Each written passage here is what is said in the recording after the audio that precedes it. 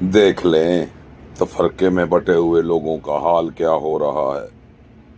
کلمہ پڑھنے والا کلمہ پڑھنے والے کو مار رہا ہے، اور یہودوں نے سارا کہ حمایتی دیکھ لیں آج کلمہ پڑھنے والا کلمہ پڑھنے والے کو ذبح کر رہا ہے۔ کیا یہ دین اسلام تھا؟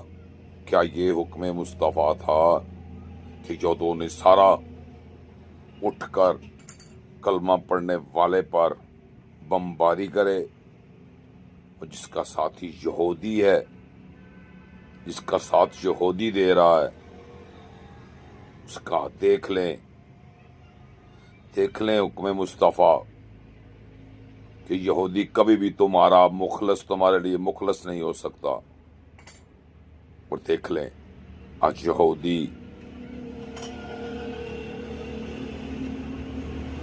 ملک پاکستان کی حالات دیکھ لیں کہ افغانستان بھی آج پاکستان پر حملہ کرنے کے لیے تیار بیٹھا ہے۔ کیونکہ یہودیوں کے ساتھ یہ مل چکے ہیں۔ جو یہودیوں کے ساتھ ملا ہے اور جن کے اندر ایمان باقی ہے،